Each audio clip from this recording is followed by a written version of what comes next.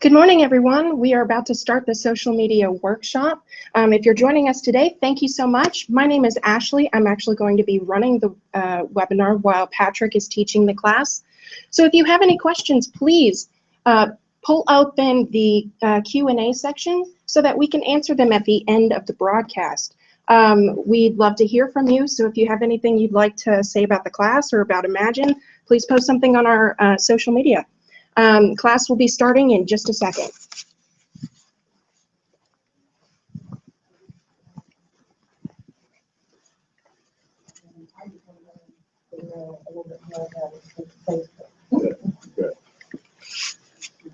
I'm Dan Radke with a couple of things. One is Freedom Property Management, and I'm also a Remax agent. We have a marketing team called the Freedom Team, and I hope to figure out how to get my listings and my properties for rent or for sale out on the internet. I'll put it on social media, and I don't know what that means.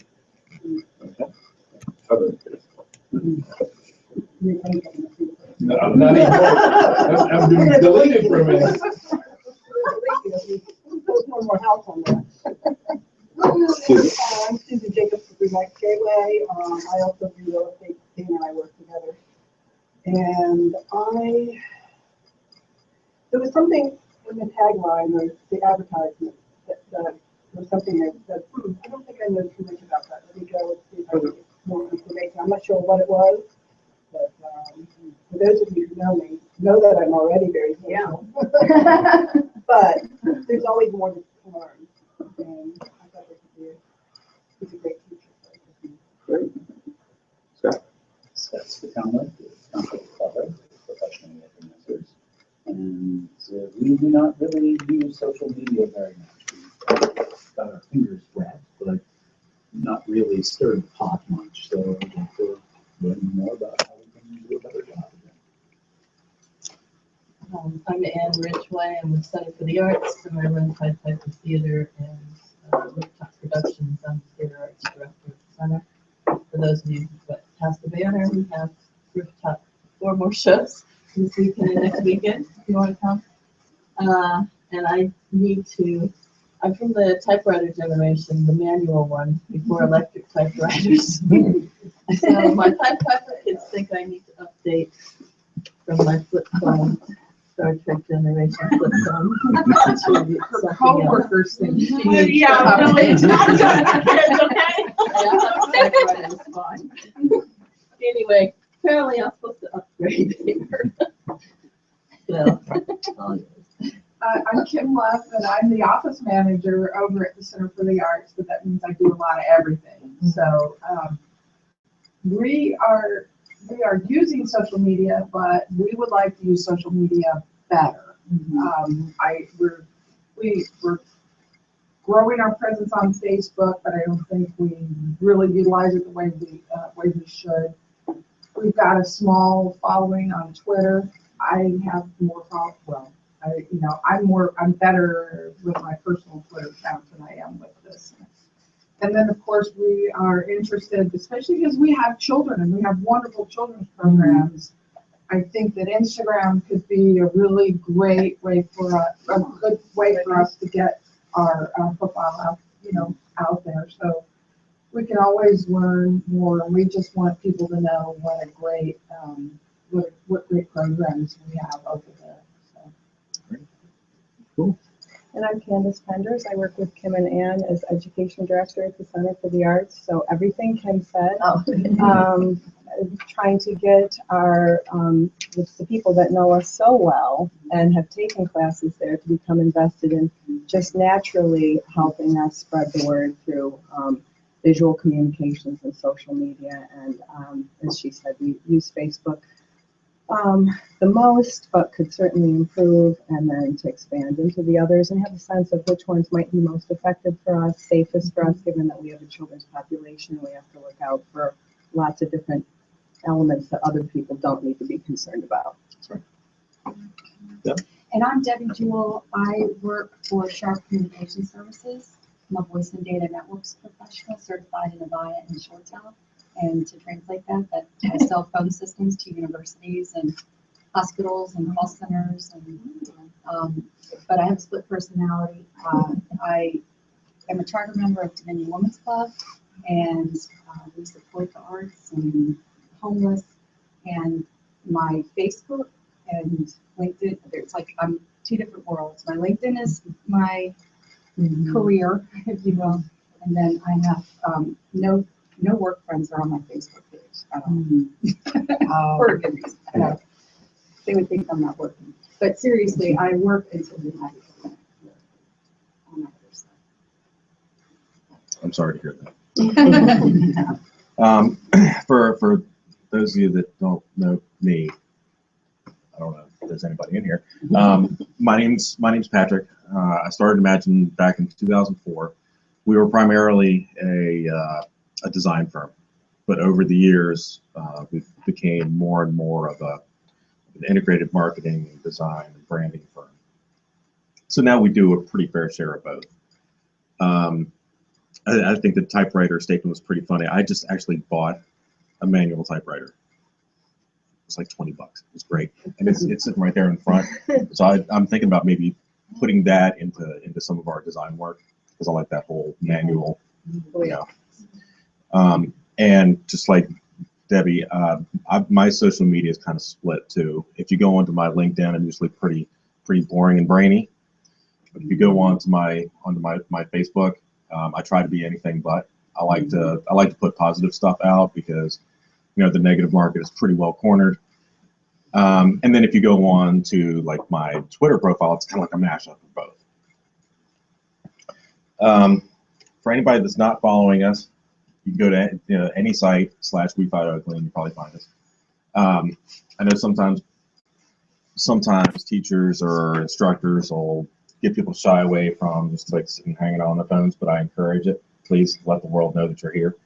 And thank you for coming out this morning and checking this out. And also thank you to everybody online that's sitting and watching this. What we're going to cover today is a quick introduction, social media, what it is first, at least the way that we see it, and then what it isn't. And what it isn't is going to help us further into the presentation with how do you act on social media? What do you expect to get out of it? Then we're going to go into learning the tools, learning our top rules. I've got 4 main rules that I like to get out into the world on how to treat the people that you interact with on social media, and how you treat social media and how you view it. Then we're going to go into building your plan. I might take a couple people here from the class and kind of help you build like a real world plan. And then we'll finally wrap up with why I'm mad at Facebook and some Q&A. Now, quick note: this presentation is not going to make you an expert. You are going to be able to walk out of here with some actionable steps on what social media, what you're going to be able to do with social media, and how it pertains directly to your organization or business. We'll start with what social media is. Social media was made for people to communicate with each other, people to share ideas, share media, and stay connected. And over the years, it's branched out into a number of different types of social media. You've got your photo sharing, which can be Instagram, Flickr, Pinterest, document sharing. So if you haven't gone on SlideShare, you should really check it out. There's a lot of really cool stuff that you can read on there, and we also put all of our presentations up there. Event planning. Most people don't think that something like Eventbrite would be social media, but it really is. It's a way that it's connected to social media. It allows people to get involved and contribute to ideas of events. Then all the way down, blogs, microblogs, location sharing, Q&A, and then finally the ones that we're all familiar with, which are mainly sharing in touch, staying in touch, which also allows to do some of these other things like photo sharing, event sharing, things like that. Now, fortunately for everybody in this room, you don't have to use all these. As a matter of fact, you don't have to remember all these. because for everybody in here, you're not going to use them all. Social media isn't built for traditional marketing. Now, marketing, I'd say up until the mid 2000s, had been predominantly one way. You blast things out. You put an ad out so people can see it. You put a TV commercial up so people can see it. There's no two-way communication. It's I'm putting it out there, you see it, hopefully you like it. Maybe through some focus groups or something, we'll find out what the feedback is, but mainly it's one way. It's not just about marketing and promotion. You want to be able to connect with people. You want to be able to start a conversation. It's not about you. You have to use social media as a way to get your customers or your targets engaged. It's not a complete strategy. So social media is not the be all end all of your marketing. It's a big buzz topic, but it's certainly not the silver bullet. It's not a quick return on investment. You've got to put time into it. It's an organic process. People have to trust you. They have to like you, and then the sharing happens, and then your what we call a tribe gets bigger and bigger, and it's something that takes a good amount of time. It's not for arguing. Please take those customer service issues offline, because the world shouldn't see it, and it's also not free. Particularly when it comes to Facebook, and we'll get to that at the end, and why I'm particularly frustrated with Facebook. And also, it takes a good amount of time. It takes a good amount of time to figure out specifically what things are going to work for you, and then also schedule your posts and have those conversations. It does take time. Now, all the social media tools out there, there's some bad news. That bad news is it can get confusing. I don't know what the current number is on social media sites. I don't know what the number is right now, but it's pretty intimidating. Well, it's changing every minute too. It sure is.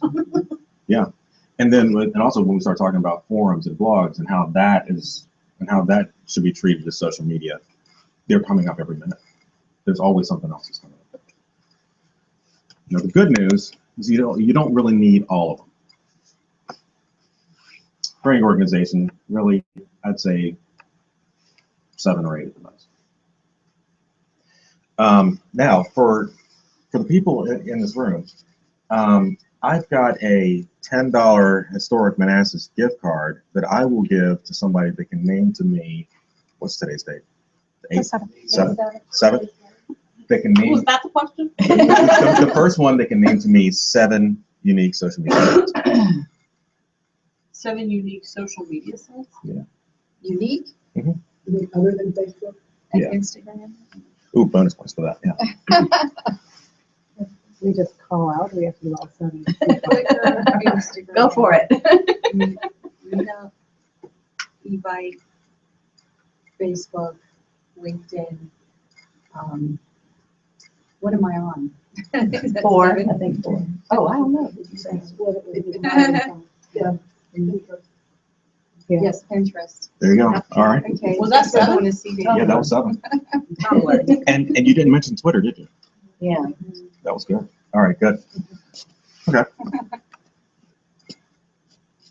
And I'll have that card for you when we class there. Right, I can't get to it right now. The most useful sites for small businesses. We like to break them out in 5 categories. Depending on where you look, some break it out into 6, some break it out into 8. I like to try to keep it simple. The first one is the one that we already know, and that's the social network. That's where we're already all hanging out anyway. LinkedIn, Facebook, Google+. You can hang out with people that have certain shared interests. You can stay connected on a broader level, sharing events, sharing groups, having chat, that sort of thing. Those are social networks. And some examples, I'll put LinkedIn, Facebook, Google+, and not really MySpace. Second one is social bookmarking. Now, social bookmarking is different because you don't really have that type of direct interaction like you do with feeds and chat and that sort of thing. But what, I've never even heard of that. never even heard of them? Of social bookmarking? No. Mhm. Yeah. Well, go. Has anybody been on StumbleUpon? A couple people. Okay. They fall into a category that's it's going to be one of the most unique that you see out of this 5. And the reason why is because it has a lot more to do with your interests than it does other people's interests. If you haven't been on to StumbleUpon, check it out. We are Yeah. right now. Good. Me and Mary Ann. Cool.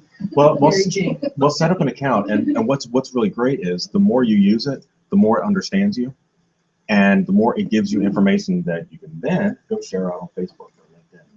But yeah, because you start like this page here. You start off with mentioning your interests, what kind of stuff you want to see, and then it shows stuff that other people have recommended or given their thumbs up to. So the more you use it, the more interesting it is. Yeah. My thought about StumbleUpon, because I've been on there, is it just gives big data collectors more data about me to collect. That's the internet. Yeah. Yeah.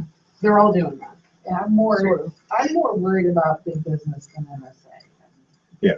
Well, Data collectors on there. there's actually a social media site that's gone up recently. It's called scene.is, and its big catch is that they don't do any data mining. They don't sell any of your data, and that's their big thing. What is that? SEEN. SEEN.is, and I think it's in Iceland. I don't remember which country it's in, but that's their big thing. Yeah, definitely not on par with the Facebook user base or a lot of the big guys, but I'm keeping an eye on it. And what do you use that site for? It's a social network, so do a lot of the same stuff that Facebook and LinkedIn would do. All right. That doesn't even seem possible with no data mining. It's like, how will it grow? It'll be interesting to see how it grows. It's really organically from getting other people to share it. It's the same way I've done it. And then also, press releases, things like that. The third is media sharing. And just like the social bookmarking sites, you wouldn't really think that YouTube is that overly social until you really start using it. You get into conversations that follow video posts and things. And then you realize that it does get highly social. Pinterest, Instagram, they're ones that have that type of that social element to it, where you're liking, you're sharing, you're commenting, that kind of stuff.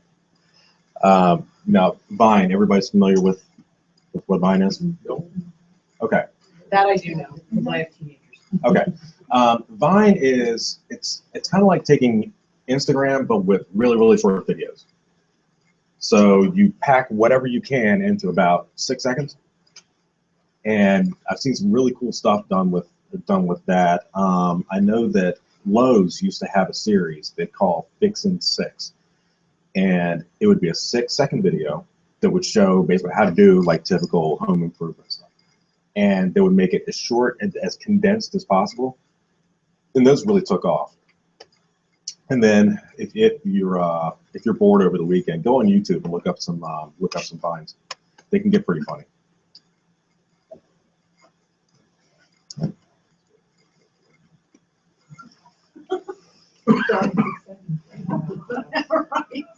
The next one is microblogging, which was made famous by Twitter. It's really saying, getting your thoughts out there in very short bursts. And it can be great for sharing news items, sharing events, links to websites. Facebook's kind of expanded. There you go. Yep. And also as a marketer, it's a really good way to find out how what's trending, what's popular, so you can kind of tie your message into it. So what makes that different than Twitter? Oh, this is Twitter.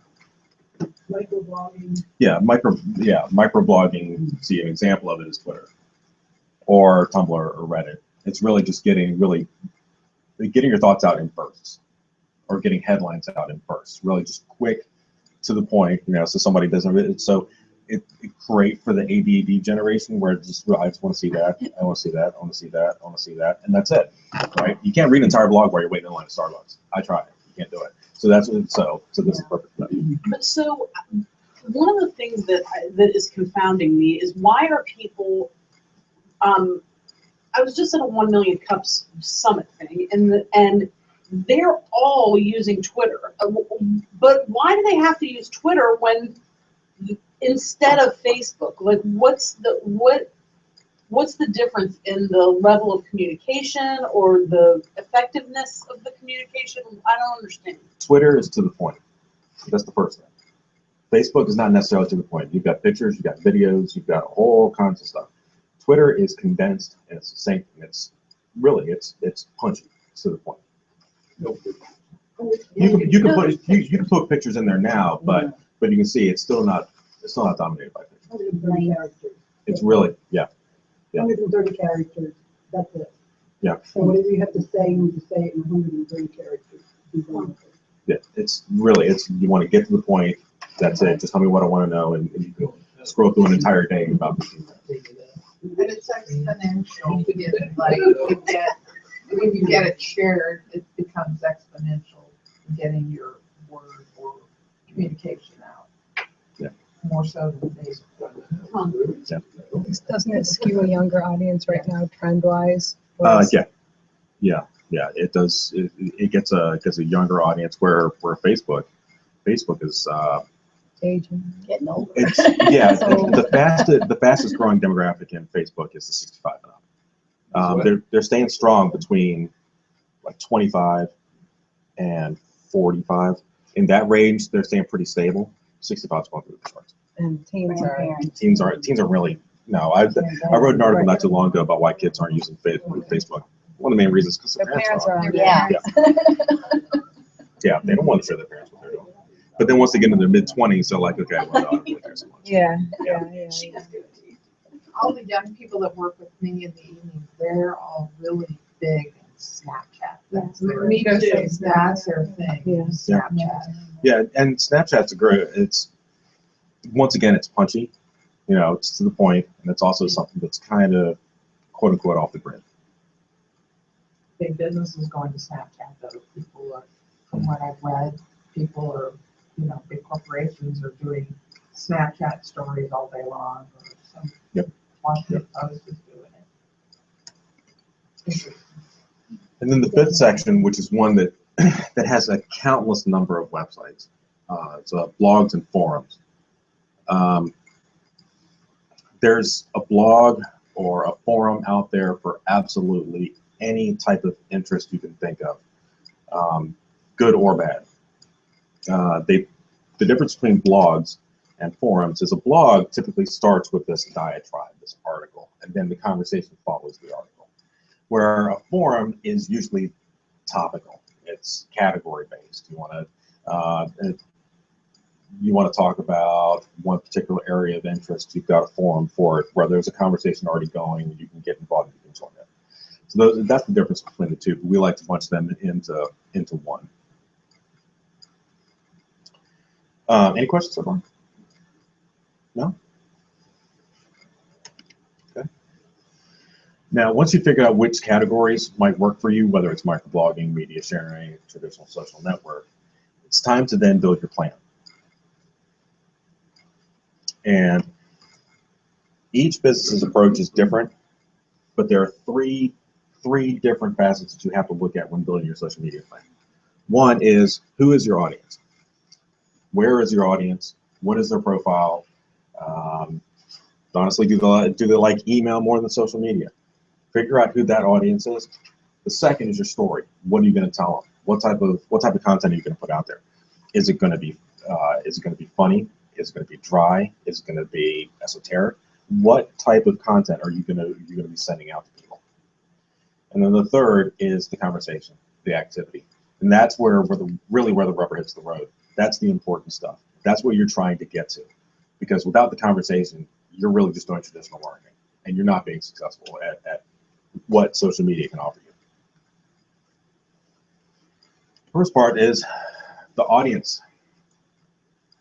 A couple things to look at when setting up your audience is figuring out, one, what's the right time of day? Are people going to be looking at this when they're at work? And this is something we've seen a number of clients get hung up on, because when they're work-minded at work, and they're going to be posting things during work hours, when in reality most sites are busier in the evening. So what you should do is, if you can schedule posts for later on in the day, actually schedule posts, like set it up on a Monday and schedule all your posts for the week, and you're saving even more time. But figure out when people are looking on here, and you can go, if anybody has a Facebook page, you can look at Facebook Insights, you can look at your Google Analytics, and they'll tell you when you're getting your traffic. Is on the weekend, during the week, and so on. Figure out where they spend their time. Take a look at those 5 categories and figure out where your audience is probably hanging out. Now we've got this broken down B2B and B2C. This might be a good start for you. Then third, identify their interests. What are they looking for? Now, if you're B2B, you should probably be active on LinkedIn, and that is the B2B network. If you're B2C, not so much. You might want to tickle a funny bone, or you might want to put up things that are fun or maybe inspiring, stuff like that. Content. Whether you're. I think that's debatable. That first line is debatable. I've met some people to challenge that, but regardless, whether you're B2B, you could be business to government. Regardless, we're still people to people, and you've got to have a personality, or else you're going to be ignored. And B2B is business to business, but B2C is to consumer, or to crowd, or to business to consumer. consumer. Yeah. So B2B would be like kind of like what you do. Mm-hmm. And B2C would be like a restaurant or real estate agent. Second thing is mixing it up. You want to have some variety on there. Don't say the same stuff over and over, because people are going to lose interest. And then also take into consideration that people don't want to spend a whole lot of time doing this. They skim, just like what we talked about with Twitter. People want to skim. They want to just get me to the point, and that's it. So have that type of mindset when putting stuff up. Let's see. All right. Boring chart time. When you're thinking about what type of content to use, photos are overwhelmingly popular. Videos are picking up a lot of speed, but if you're going to put a post up, even if it's not about a photo, add a graphic image to it. Give someone something to look at. And you can see the breakdown. The difference is staggering. If you're just going to do text or a link, do yourself a favor and add some more to it. And give them a visual. That's also going to increase sharing too. For conversation, one great way to get people to talk is to ask them a question. People love talking about themselves. And it's a lot easier for people to feel like they can talk if you're asking a question. It can be a little embarrassing if you post a question up and nobody says anything. Sometimes it's worth the risk. Second, provide timely responses. If you ask a question and somebody gets back to you, don't wait 2 or 3 days to get back to them. It doesn't work that way. Usually you want to get back to them in a reasonable amount of time. I'd say within a couple hours. Once again, maintain your personality. Don't scare people off with boredom. Don't argue with them. Don't shut off comments. I've seen a number of social media pages where they're kind of closed off from comments and interaction. I'm like, well, what's really the point? Why are you even doing it? What if it gets nasty though? Yeah. Well, if it gets nasty, then that's an opportunity.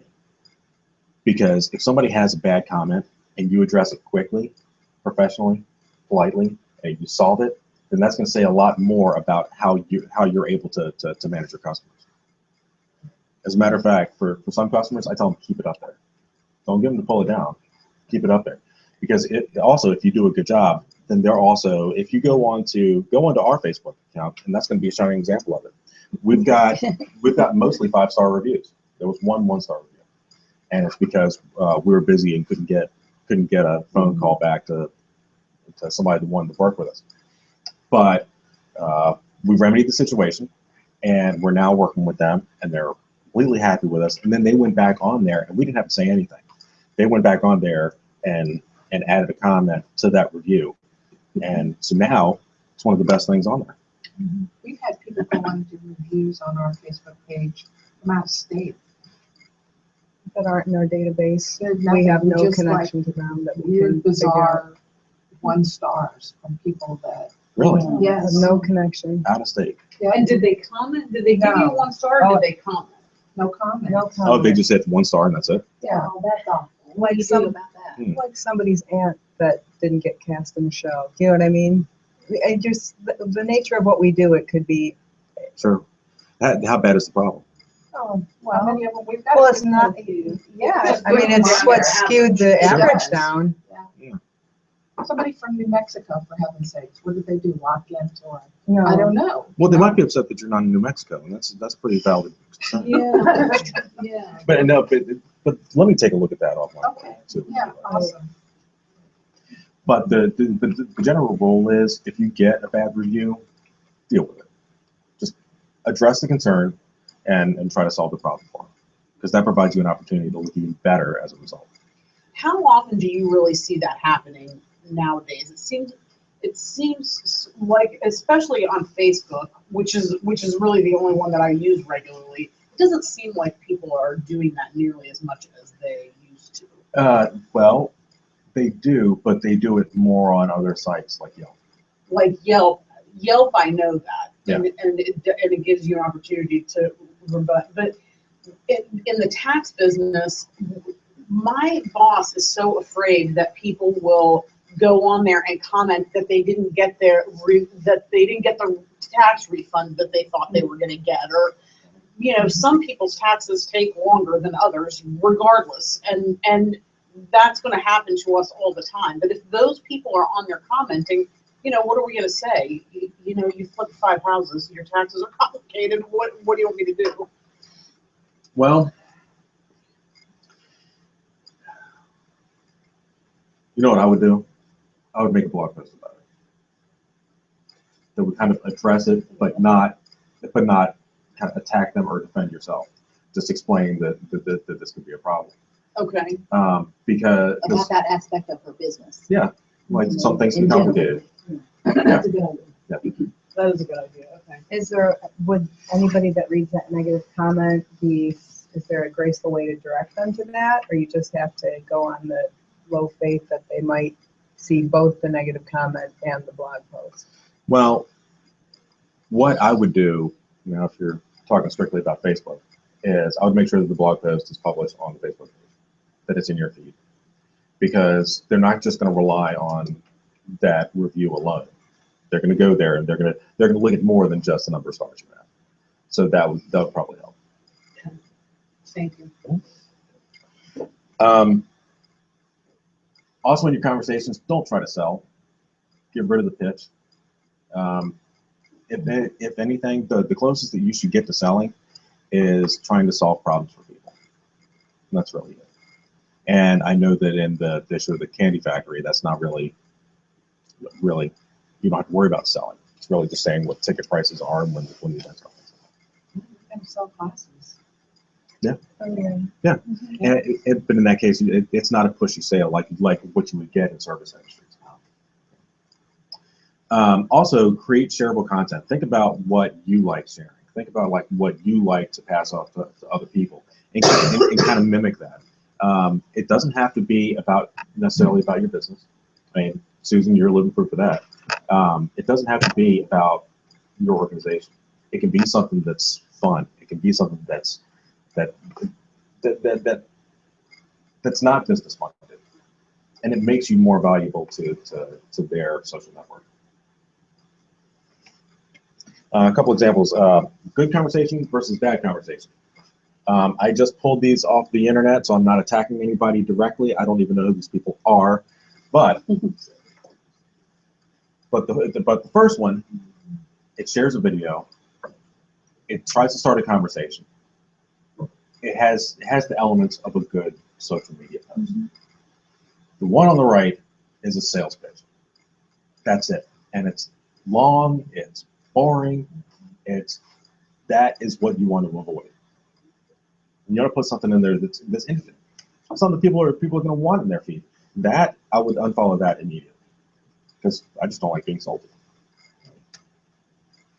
Now let's go through the rules for social media. Now, if you followed our blog for a while, I've done a post on each one of these, and if you're interested in reading them, just let me know and I'll send you links to them. Rule number 1. For any social media site, for any interaction, and this can even branch out into email marketing, really any form of marketing promotion. And that's add value.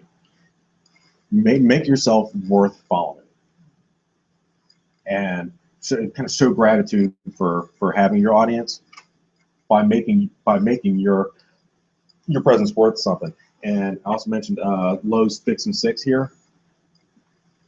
That did a great job of actually making something that you wanted to follow. I mean, it's a hardware store, okay, but it's also telling you how you can patch holes in the wall, or you can fix a leaky toilet, which is stuff that unfortunately we need to know at one point or another.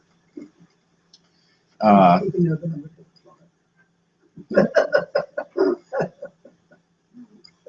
You're right. Next is you want to give your audience a chance to speak up. Like I said, everybody wants to speak their mind. Everybody wants to speak up and be heard. So give them a chance, and you can also tie in some rewards programs, contests in with that. I've seen a couple of good examples. I know I mentioned CrowdRise sometimes when I'm doing these presentations. They do a really good job of they'll put up a picture of a napkin that has like a couple drawings of circles on it. And go, well, how many circles are in this? Whoever answers correctly is like submitted for a free T-shirt. Something simple like that. And they're kind of ridiculous, which makes you want to pay attention to it. They're not complex math problems. They're like, okay, no, that's got to be the worst one you've done so far. Oh no, I was wrong. No, that was worse. And so you kind of get stuck on them. Next is giving them the exclusive. Give them some discounts, some exclusive promotions. If you're in a service industry, maybe a white paper, maybe an article, maybe a checklist. Give them some reason to feel like they're special because they follow you. And a quick stat: 42% of social media followers do so because they want to get some type of exclusive discounts, whether it's a coupon. Yeah, I think that number's way higher than that. 42%. I mean, that's the only reason that I would follow a restaurant or a store or anything. Really? Kind of. Yeah, whether they have a sale or. Yeah, especially restaurants. Well, you've also got to look at the younger generation. Yeah, true. And they'll follow. What are you trying to say? I'm in the younger generation. That is true. That is true. But then you'll have people that will just follow brands, or they'll follow artists, they'll follow musicians, stuff like that. Yeah, that's true. And they don't give out coupons as often as they should. For adding value to your social media presence, there are a couple different ways people go about it. The first is the like grab.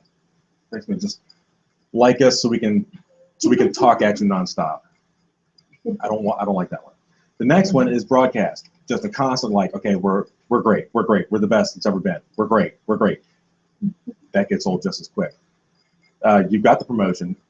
which is all coupons, it's all deals, it's all discounts, and that gets pretty old because I mean honestly, I'm not gonna go to Target every single day, so don't send me a coupon every single day. The next is is the one-hit wonder. They just want likes. They want to get as many likes and shares as possible, and aren't really going to do that much to try to make a valuable relationship. And then the one that I like the most is what can we do for your life? How can we make this encounter more important for you? Yeah, that's us. Good.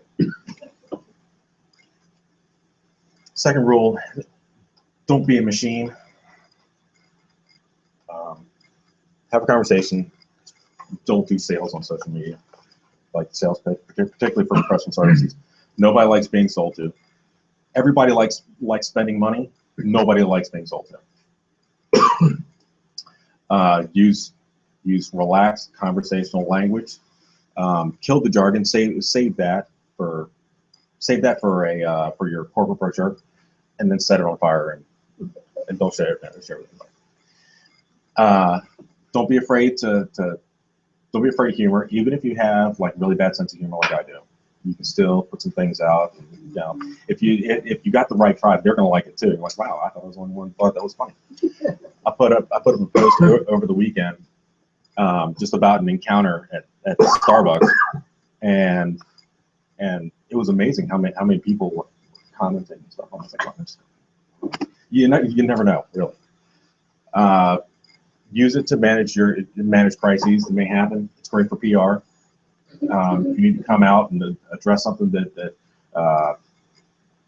may be happening with your company, it's a quick way to do it, and it also shows that you want to have a conversation.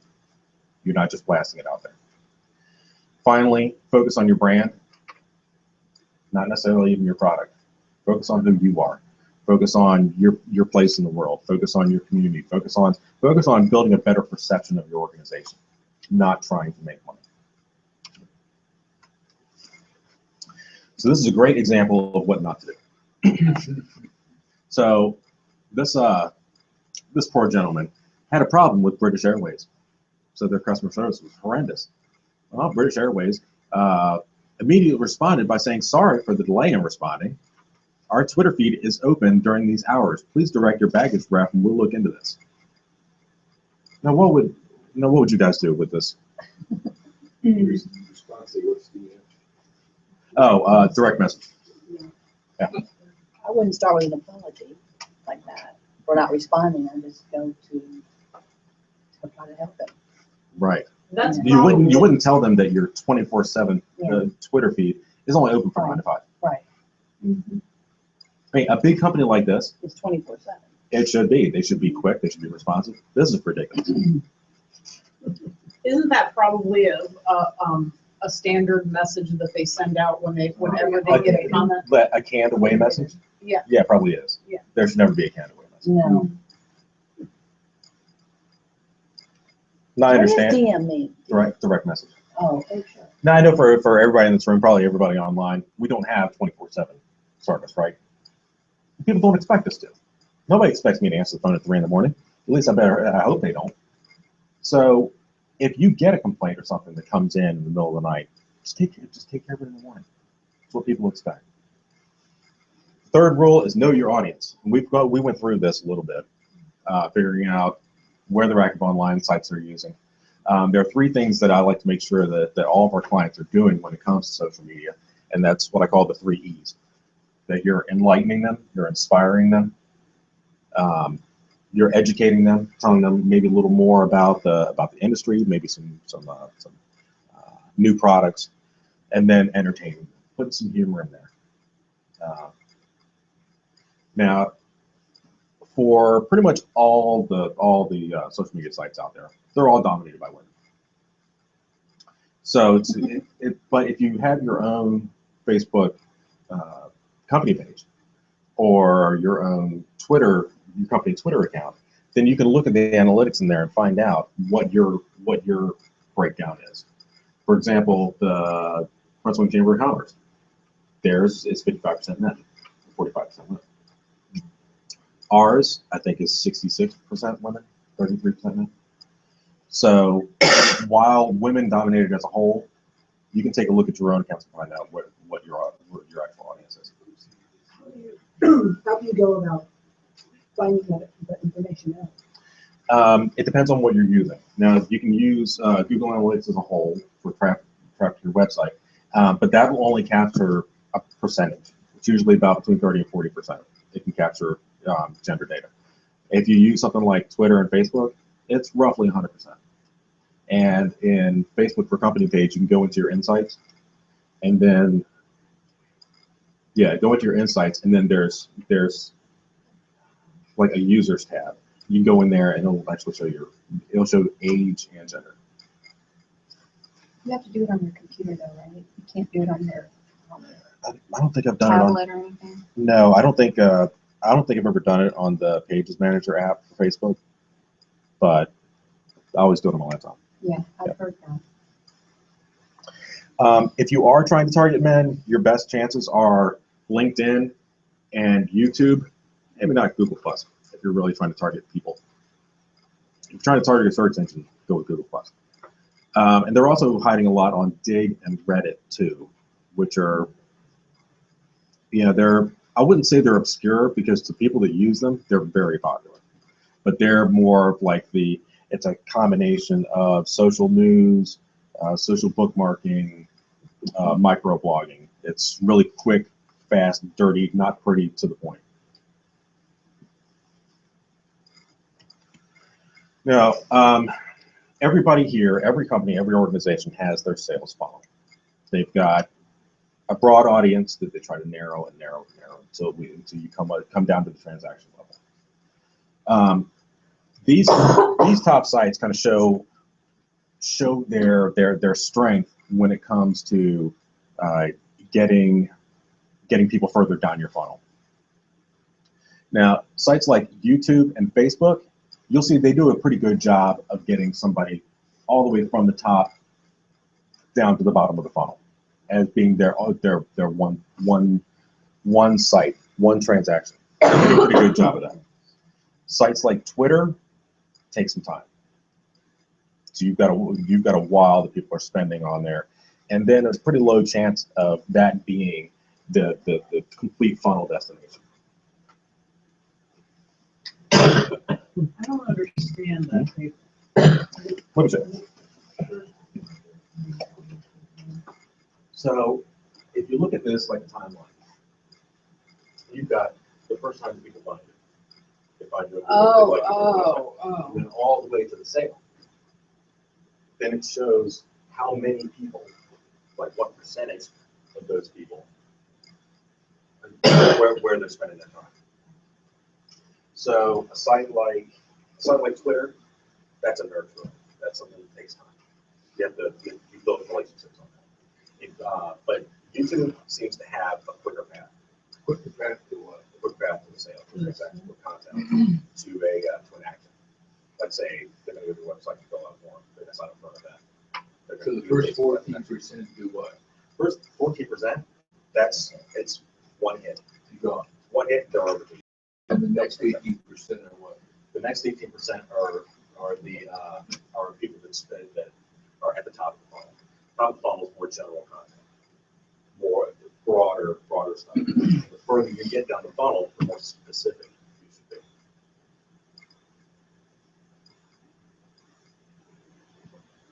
I'm with you, Dan. I don't. On our That table is- You know, like, you're teaching in the college, and I'm a kindergarten kid. well, then you need to come to our class on the 20th where we talk about inbound marketing. We go into this in much greater detail. Good. Good. See you then. Cool. Anything else? No, I've got another boring chart for you. Now, when I talked earlier about the difference between mobile and desktop, and keeping an eye on what devices people are using, that's really gonna affect the type of content that you put out there. If you're gonna put video, if you want to share a lot of videos, keep in mind that smaller screen, and there's a certain amount of bandwidth. They might not be in a good location. If they're primarily desktop users, great chance to put some video out there for them. So keep an eye on this, and you can keep an eye on those in the same ways you can keep an eye on age and gender, and that's through analytics, your Twitter reporting.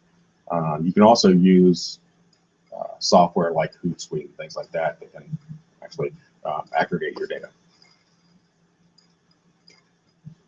Rule number 4, don't go on to social media on a Saturday at 6 p.m. and not come back for 2 weeks. You have just wasted your time. Stay active. Keep putting stuff out there. Keep the conversation going. And like I said before, it doesn't have to just be about business. It can be related. It can be fun. Share a current experience. Share an article that you just read. You can feature an employee. For those who don't have employees, you can feature yourself, or you can feature a customer or a partner. When you do get that conversation going, keep it going. Keep the momentum going. So respond to it as soon as you can. If you do only want to spend 1 or 2 hours a week on social media, then learn to schedule your tweets and posts. That way you can get them all lined up for the week, and then you're just managing the conversation that follows it. Can you do that on Facebook? Absolutely. On your business page, you can, not on your personal. Not your person. How often should you? Not daily, you don't have to do it daily, right? You can do it daily. But how often, what would you say is your minimum? Once a week? A minimum twice a week. Twice a week, Yeah. minimum, okay. Okay. Well, good to know. Sweet. That's a good one. So you can, I guess you can schedule you can schedule posting on multiple platforms. Yep. We don't really use it much, but we have it. Yeah. I have a YouTube question. Sure. That you might know the answer to. Is there a way to set up a YouTube channel so that you have an effect on the videos that will follow you automatically? We posted, one of our tech people did a really well done video promoting Shrek and got it on the YouTube channel, but the video that always followed it had some nearly pornographic content. So any parent we directed to look at that, that was the next thing that would auto start playing. Is there a way to craft your YouTube presence so there are filters that would prevent that? I would be very surprised if there is, but you know, that's the kind of stuff we uniquely deal with. Dig your eye out with a knife. So that Yeah, you so can we really, do it was that. it turned out, in my view, to be a sum total error. I mean, probably it could be perceived as getting us a lot more negative experience from that than the positive we wanted to generate. There are a couple things that you can do. The first is when you're uploading the video, there's a rating system that you can say this is general audience, this is for a certain age and up, and make sure that's set. That might stop it. If it doesn't, But if the person that created I'm just going to use the word pornographic, I don't know. If they didn't rate their own thing the same way, how are they going to go into that matrix of being filtered? well, if they put it in as, if they put that nasty stuff as like general audience too, Yeah.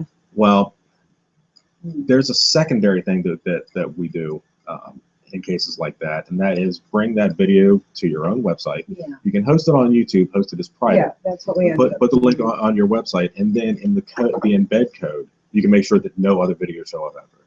It'll just go to an option to replay, and that'll get rid of that entirely.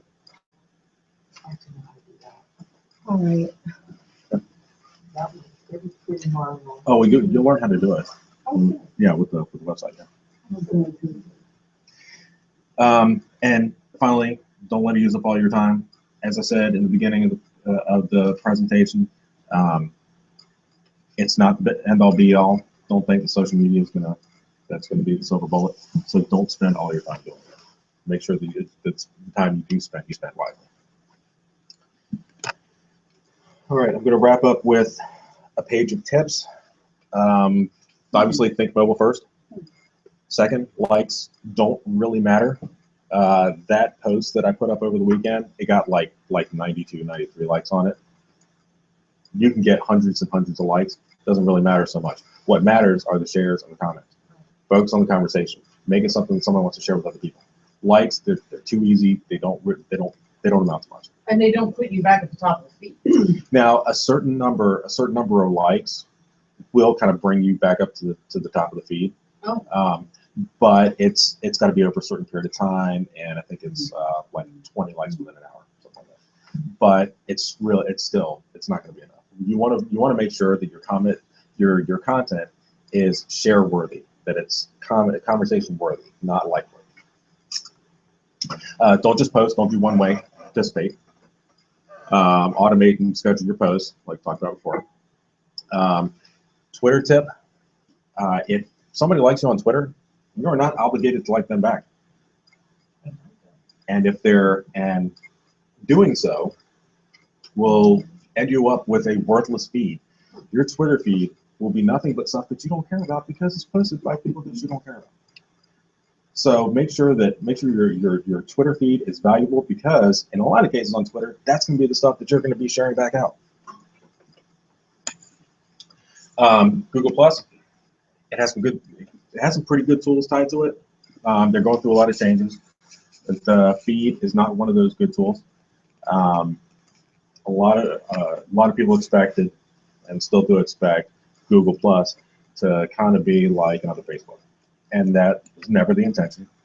And they're trying to change that to show people that, okay, well, we're not trying to be a LinkedIn. We're not trying to be just another one of those sites. LinkedIn, find active groups, not just industry groups. Find groups where people are actually having conversations and discussions, and then ask questions. By posting a question inside of a LinkedIn group, you're now, in a lot of cases, you're now sparking a fire. You're now going to get a conversation going. Because especially on LinkedIn, when everybody wants to appear smart, right? You're now giving them an opportunity to be smart. Tie an article with it that will help back up the reason why you're asking the question. And Facebook tip: for company pages, don't just rely on posting and leaving it. And this is why I'm frustrated with Facebook. Now with company pages, and this has been going on for the past few years, and it just gets worse and worse and worse and worse.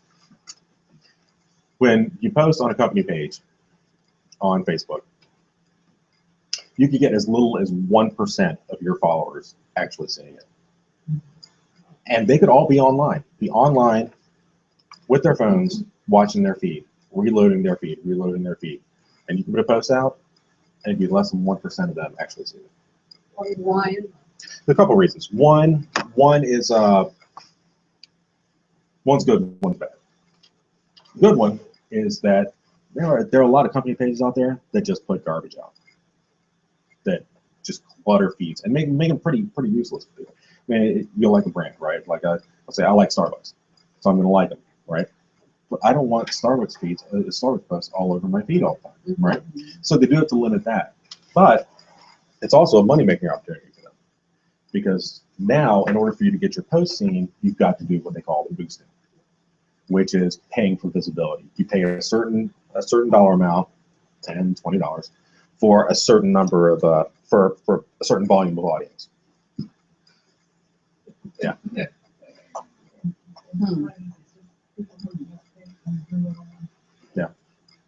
And for those posts, there are certain restrictions. You can't put in your images, you can't be a coupon. You can't have more than 20% text on it, because then they'll reject it. So you got to be pretty clever with the stuff that you're putting out. More than 20%? Can't be more than 20%. So it should be mostly imagery. Mostly imagery, yeah. But not coupons. Right. Well, I mean, you put a coupon on there. It You looks can pretty take a weird. picture. Yeah, you can take a photo. Yeah. Yeah. But if they detect that there's more than 20% text on there, then they'll turn it away. Only on business pages, then. On any boosted post, it should be. Oh, on any boosted post, okay. Well,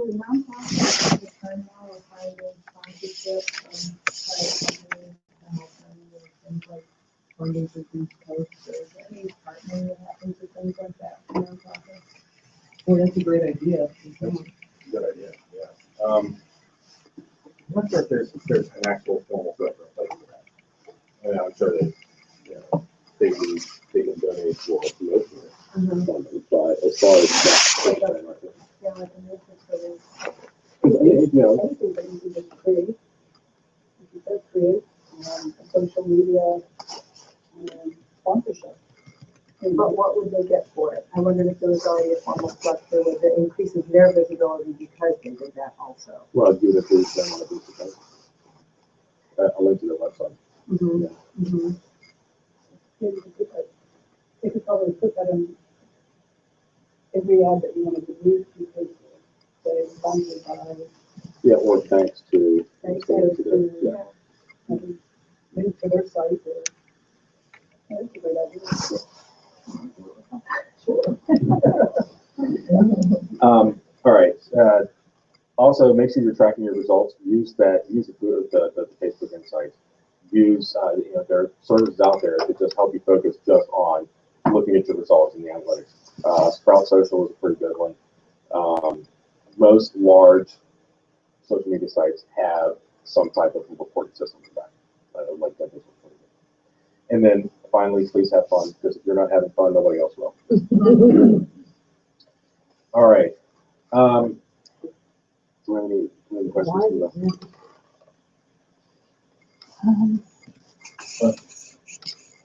When was that next file? That is on the 20th, and that's going to be in the evening because I hate morning classes. On social media. Yeah. We do have a couple of questions from the webinar, actually. What are some free apps or programs to use for content calendar? Free apps to use for content calendar. Mm-hmm. Well, a content calendar yeah. I mean, that's one. You can use Suite. They've got a free plan. You can use something as simple as a spreadsheet to just put a column with dates and then a column with topics, and then that could be something that's shared internally. Pretty simple. Okay. And that's what I've got right now. So if you have any more questions, please keep putting them in, and we'll answer them live for you. Okay. Any questions for me? I do. So I have, you're not on my newsletter, in my email newsletter list, are you? Okay. So I get comments all over town about the content, the article content that's on my newsletter. I do it through Constant Contact. The open rate is like between 20 and 28% consistently. So, which amounts to between 400 and 500 opens each week, which is great. I mean, it's well above the Constant Contact average, and I'm thrilled with the results of that. But I want to be able to put that content, or I feel like I should put that content on LinkedIn and on Facebook. But you're making a face. You don't think that's a good idea? No, I think that's great. I'm glad you brought that up, because that might help Dan understand the funnel concept, or if everybody in here, because I'm sure that craft was probably pretty confusing. When you send an email out, that's usually what we call like a top of funnel tactic, right? You're getting out to a broad audience, and you want to kind of bring them in, right? You want to bring them further down the funnel. You want to keep them engaged and keep them active, right? Well, and also probably half of them are already clients. Okay. So what you do is, instead of putting the entire article in the newsletter, put a link. Put maybe the first paragraph and a link. So we'll send them over to the website, which will have the full article. Okay, is that annoying? Honestly, is that like, if you have to do that on a newsletter that you've always gotten the full article and didn't have to cross over, is that annoying to people? Because I think it bugs me. Well, a lot of newsletters don't have. I know. I mean, hardly any of them do. It seems like. And it depends on how many articles you put in there. Are you just putting in one article? Because then you've got an email that's small. There is only one article, like actual, like blog thing, type of thing per week. And then there's other little things that, about different networking events that I'm doing and different things like that. So there are different things in it, but it's one like article. I don't even know if you would call it an article. It's like an essay or whatever More like a per blog. week. It's really more It's like a blog though. Yeah. Do you have a blog? Me personally, It's just the firm. Have Morelli Associates, no. They probably need one. Joe is very leery of social media, seriously. I mean, like, Well, leery is not even a good word. Is he over 65? Yes, he's not good. If you're sending out, if you're writing all these articles to just send out once a week and then be done with, then you're wasting your content. I There needs to be do a feel like I'm repository. kind of wasting my content, even though people read it and comment all the time. To me personally, when they see me, Right. they're not And also- commenting online. And also, you're only dealing with a closed audience. It's only the people on your list. So one, you definitely want to share it out with social media, absolutely, because that's going to increase your reach. The second thing you need to do is you don't have to call it a blog, okay? You call it whatever you want, whatever makes your boss happy. But really, all it is it's something you're already putting out into the world anyway, and it's an archive. Because somebody may be interested in what you're going to put out this week, and they're not on your list. They might be interested 2 weeks from now, where they might not have been interested in the title or been interested in reading the email. So you want to make sure that you've got an archive of that, and then what you can do when you have the blog is then you can give people a further access to download a white paper, contact you, which is what you want them to do anyway, right? And so now you're giving them another action, which is taking them further into the funnel and giving them more and more By action. putting the link on the website is the first, putting a link to the rest of the article on the website is the first step in bringing them further down. Yes, now you can do that with or without abridging your article. You can still put the whole article on the website with your call to action on there. Still send out an email that has the whole article in it. Now what we do is we only send out a newsletter about once a month. And that gives us time to make 3 or 4 articles, and they're all abridged. And that also shows us, without using a lot of our market's time, it allows us to see what's really popular and what's not. Because we get click rates, just like you get open rates. The open rates mean they pop the email open. A click rate means the title at the beginning was so interesting they want to do the rest of it. It gives you more data. So do you also put it on your Facebook page, put it on your Facebook page? No, That's good. I don't. And I know, but when I've tried that, the couple times that I've tried that, it didn't look good. Like I didn't do it right. You probably, yeah, you probably need to What look. time should we do that? Put a picture and just On the put a 20th? couple 6, paragraphs, right? you know, put 6 p.m. 6 p.m., yeah. First paragraph, and, and then give them a link to go to the website for more information. Is that the one that's titled Inbound Marketing? Yeah. So Patrick, Yes. if you are a business to business, for social media for business to business, Facebook really isn't effective, right? Facebook's really good at, yeah, that's enough for this morning. Projecting, that's enough for this morning. Could be good for YouTube that. Yeah, I don't ever. but If anybody online has any live examples or questions that they have about your social media or your business, go ahead and send them over through the Q&A section, and we'll get them answered online. Thank you for joining us today. We're not quite finished yet, but if you have anything, this is the time to ask. I do. So, You're gonna sit down Yeah. tonight? Yeah. I mean, Yeah, I get up some information. Okay,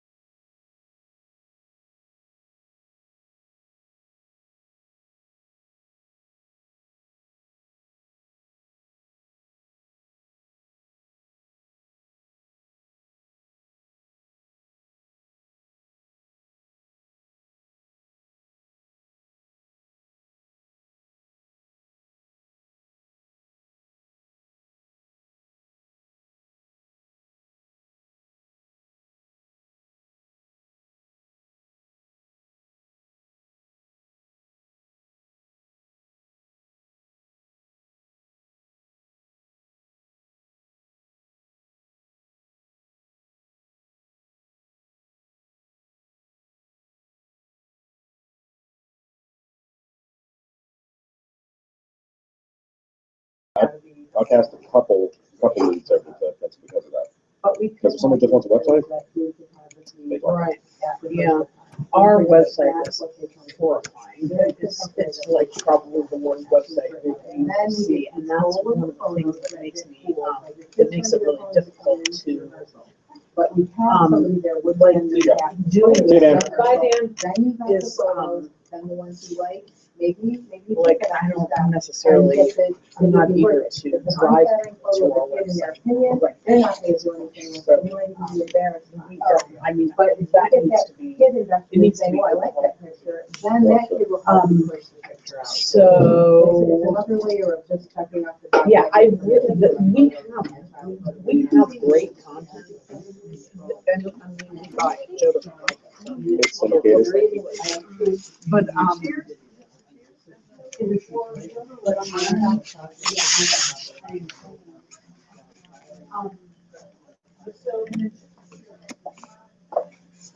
I'd like to thank everybody who tuned in today. If you didn't, if you're actually not watching this live with us right now, I'd like to thank you for downloading or watching on our YouTube channel. If you did get a chance to join us today, I'm really glad that you were able to come out, and we hope that this class was able to help you expand your social media ideas and expectations. So if you have any questions that weren't able to be answered online, please feel free to email us or call us. My name is Ashley, and you can email me at ashley@imaginedc.net, and I will be glad to help you out in any way I can. This is the second to last class that we are offering here at Imagine. So if you didn't get to catch this one or our last one, and you're just watching this now, please go onto our website and sign up for the Introduction to Inbound Marketing, where we'll go even deeper into what social media can do for your business, as well as all of the other things that go into inbound marketing, which is the new way to market your business. So once again, my name was Ashley Kirschmeyer. You had a class with Patrick King this morning, CEO of Imagine. We'd like to thank you for coming out, and we hope you have a wonderful day.